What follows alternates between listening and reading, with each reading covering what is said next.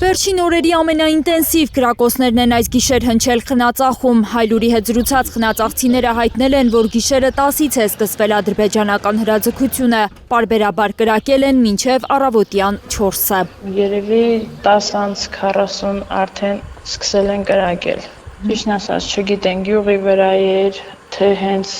էլի օթեր։ Գիշերս նորից սկսել են, նույն ձերի կրակոցներ հաճախակի ժամը 1:00-ը, 11-ի մոտ է սկսել մինչև առավոտվա 4-ը։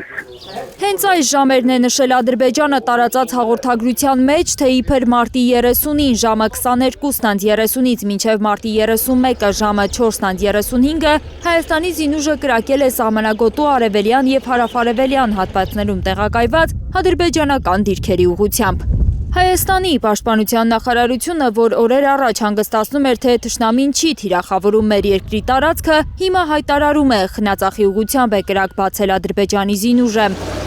Հերքել է Բաքվի լուրերը մեր պաշտպանական գերատեսչությունը, տարածելով Խնածախում գիշերը 12:50-ի սահմաններում ադրբեջանական կրակոցներից վնասված տան լուսանկարները։ Մեզ հետ զրուցած խնածախցիները հայտնել են, որ վնասված տունը Խնածախի վարչական ղեկավար Սեյրան Միրզոյանինն է։ Նրա հետ կապ հաստատել մեզ չհաջողվեց, զանգերին չի պատասխանում Միրզոյանը։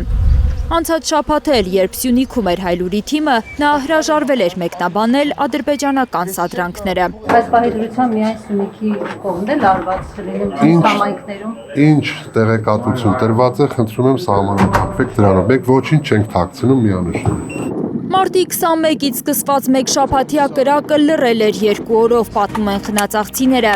Այս գիշեր վերսկսվել է։ Բաքուն երեկ էր ապատեղեկատվություն տարածել, թե իբր մարտի 29-ի երեկոյան եւ մարտի 30-ի առավոտյան հայկական կողմը կրակել է սահմանագոտու արևելյան եւ հարավարևելյան հատվածներում տեղակայված ադրբեջանական դիրքերի ուղղությամբ։ Այս անգամ շատ ահավոր էր։ Ես զենքերից գաղափար չունեմ, բայց ավտոմատել էր կրակում, բայց չգիտեմ, շատ ուժեղ էր, ահավոր էր ձայնը։ Վերջի օրերի համեմատ ամենաշատ կրակոցն ա եղել։ Ոնց էր ավտոմատիկ կրակոցներ էին, թե ավտոմատի, ավտոմատը։ Առավոտյան 4-ից հետո կրակոցներ չեն լսել խնածախցիները։ Հիմնականում գիշերն է կրակում թշնամին, խախտելով գյուղի քունը, վախի մթնոլորտ ստեղծելով։ Դե ցանկացած գիտակցություններ ինքնին վախենում, ամանավանդ երեխաների Մեզ համար ինչ-որտեղ սովորականին նման, բայց ես վախենում եք, բան չեկա։ Այդ կրակոցների ժամանակ մենք տներից դուրս չեն գալի, որովհետև հնարավոր է, որ ինչ իմանաս, կարող պատրոնը քեզ էլ կապնի, օդ ա գնում, ինչ ուղղությամբ ա գնում, չգիտես։ Ադրբեջանի արտգործնախարարությունը ըստ էության Բաքվի սադրանքները արդարացնող հայտարարություն է տարածել, պնդելով, թե Հայաստանի սահմանադրությունում Ադրբեջանի նկատմամբ տարածքային պահանջները շարունակում են մնալ տարածաշրջանի կայուն ապագայի հիմնական խոչընդոտը։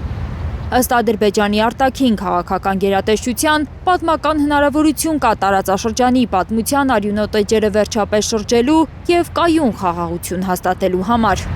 Բայց չգիտես ինչու, որպես տարածաշրջանում կայունություն հաստատելու հնարավորություն Բաքուն չի նշում խաղաղության պայմանագրի ստորագրումը, որը 2 շաբաթից ավելի է 100% համաձայնեցված է։